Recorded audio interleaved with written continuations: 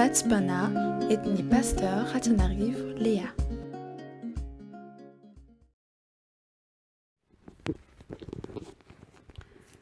Fa eo masonao ny arivo-taona dia toy ny fandalo ny omaly ary tahaka ny fotoam-piambenana iray amin'ny alina. Vavaka isika. Endreny falebiazan'ny voninahitra ao ry Andriamanitra pahary izao rehetra izao, izay napidina an'i Jesosy Kristy Tompo zanakao tetỳ ambony tany ho mpanavotra anay, ary nanome ny fanahy masina ho an'izay rehetra mangataka aminy. Misaotra anao izay mideranao mankalaza anao manome voninahitra ny anaranao ry ilay telo izay iray, tratra indray ity maraina ity. Maraina vaovao izay omenao sy atolotrao anay tsiraray avy, ary fantatray fa dia mandeha tokoa ny fotoana sy ny ora. Ary izay no mahatonga anao miteny hoe ny arivo-taona eo amin'ny zanak'olombelona dia tahaka ny iray andro eo anatrehanao Andriamanitra ray zanaka ary faray masina.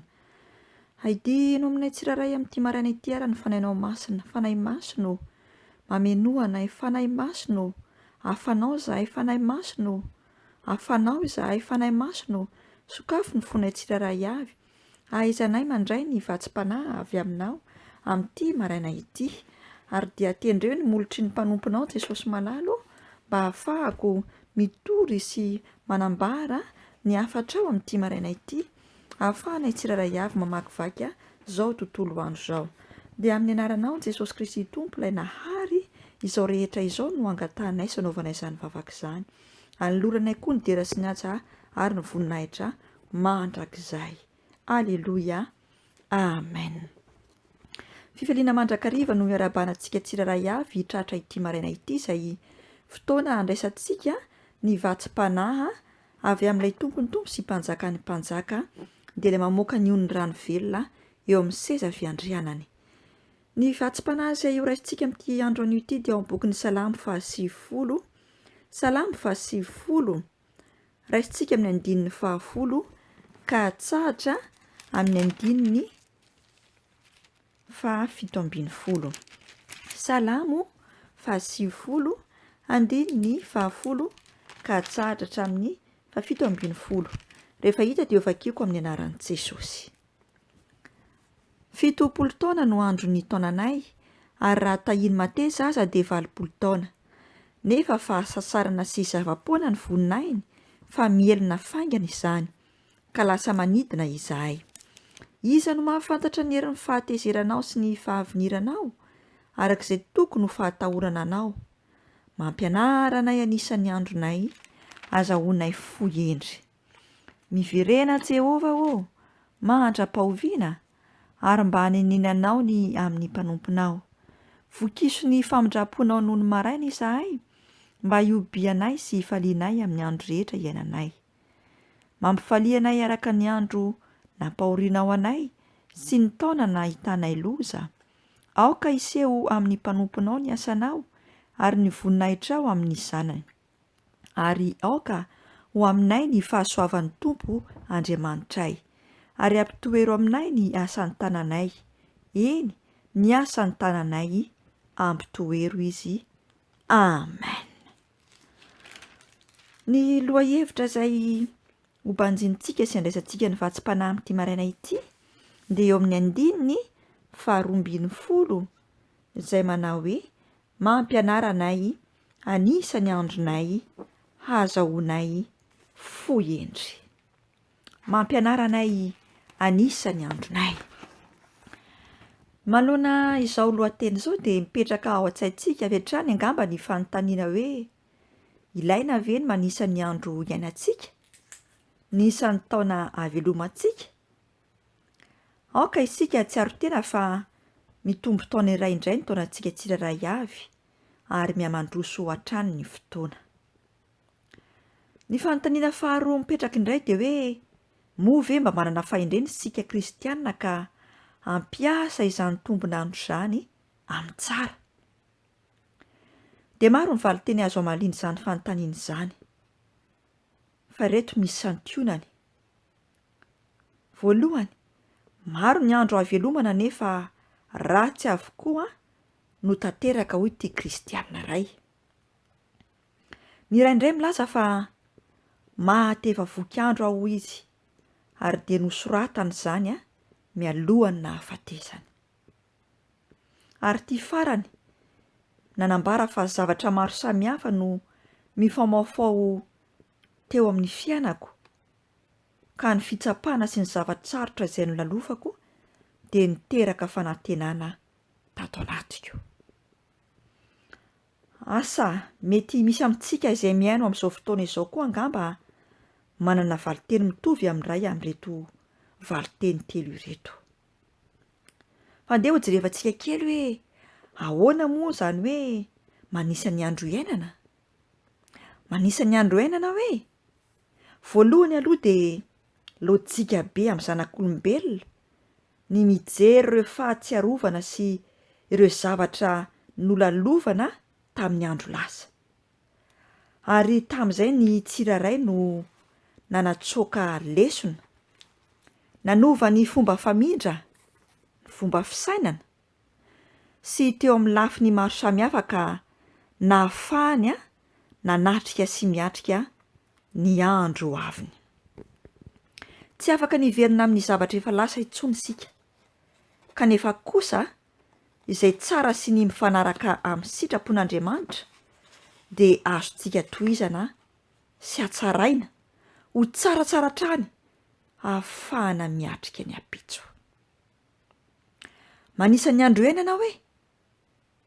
Mibanjina ny ho avy amin'ny fomba vaovao sy ny mason'i Jesosy Kristy mba hahazahoana manantanteraka izay voalaza ny tenin'Andriamanitra, ka tonga ny kristianina hanana fanantenana bebe kokoa hatrany mba hisy fahaterahana vaovao eo amin'ny lafim-piainana kristianina anankiray. Manisa ny andro iainana hoe? Manao jery totika ny teo aloha ary manantanteraka ireo izay mbola tsy tanteraka na ny projet araka ny sitrapon'Andriamanitra izay mbola tsy vita eo amin'ny asany voalohany indrindra, ary izay no tian'ity salamo ity holazaina amin'ny 120 hoe mampianara anay anisan'ny andronay, azahoanay vohendry.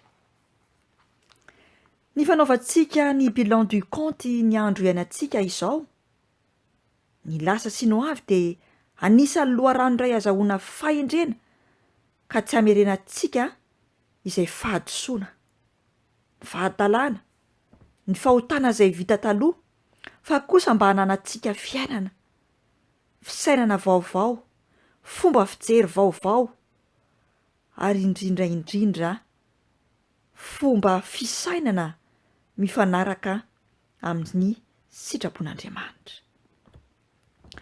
Jereo tsara fa ity bokin'ny salamo ity izay nosoratan'i Davida manambara ny vavaka nataon'i Mosesy dia nametraka ny fanantenany tamin'Andriamanitra tanteraka izy, ary Andriamanitra mihitsy no nampianatra azy mba hayanisa ny andro iainany ao anatin'ny finoana sy ny fifandraisana lalina tamin'Andriamanitra. Amin'ny andro sisa iainana ary dia azadino Andriamanitra izay mpamorona antsika nahary ny tany sy ny lanitra ary izao rehetra izao.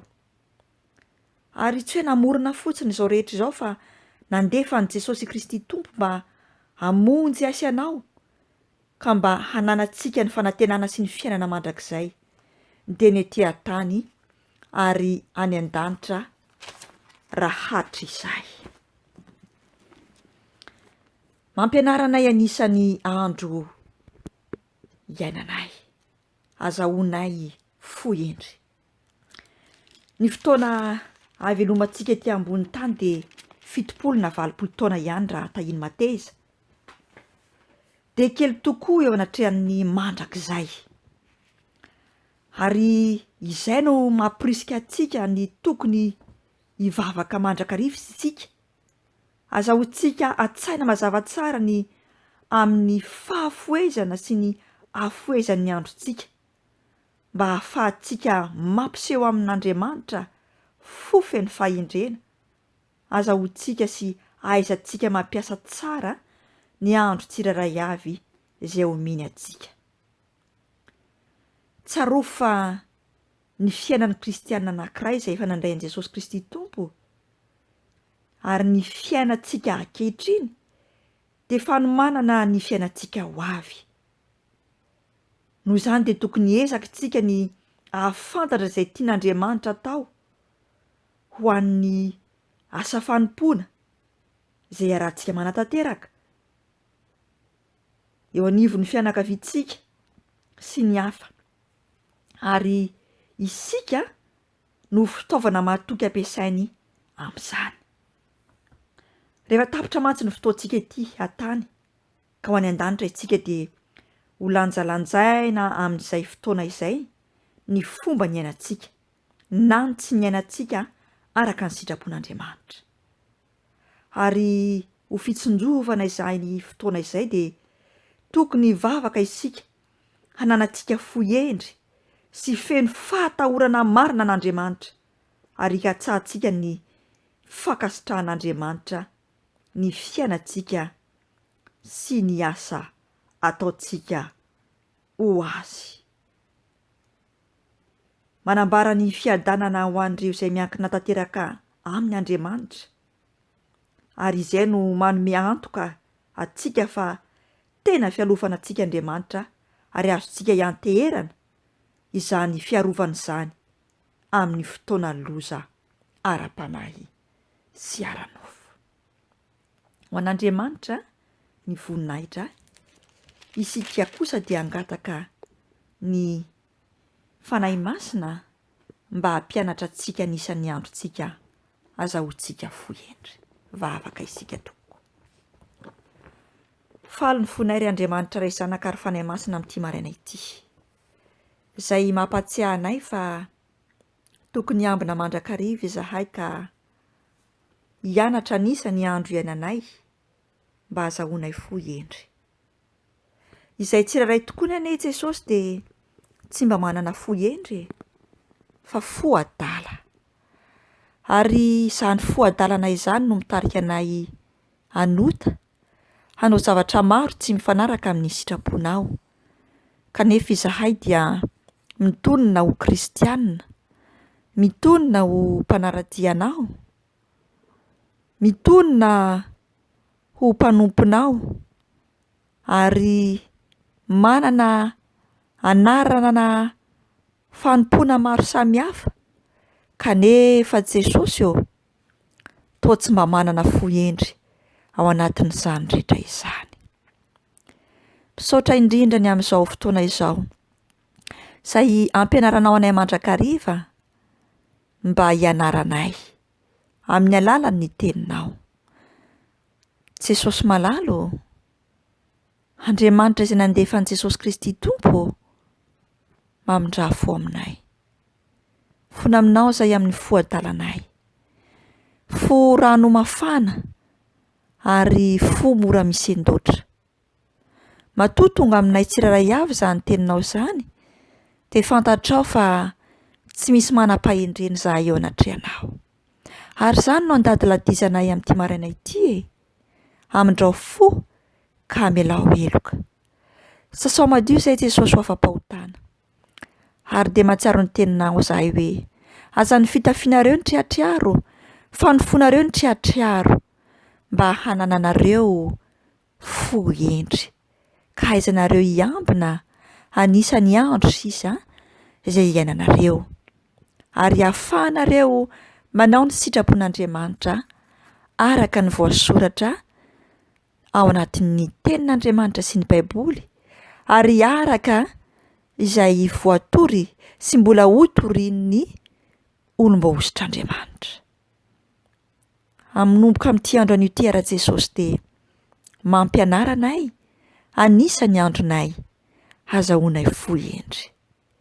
Amin'ny anaranao Jesosy Kristy Tompo izay nitondra ny fanavotana sy ny fanafana ho anay tsiraray avy no angatahana izany vavaka izany ary anoloranay ny fonay mba ho antsakanao sy hitoeranao ary fanahy maso no midina aminay tsiraray avy hanananay fohendry. Amin'ny anaranao Jesosy Kristy Tompo, lay feno fahendrena no angatanay sy anaovanay izany vavaka izany. Ary anoranay koa ny tera sy ny hatsara ny voninahitra ho anao ilay tompony tompo sy mpanjaka ny mpanjaka. Aleloia. Amen.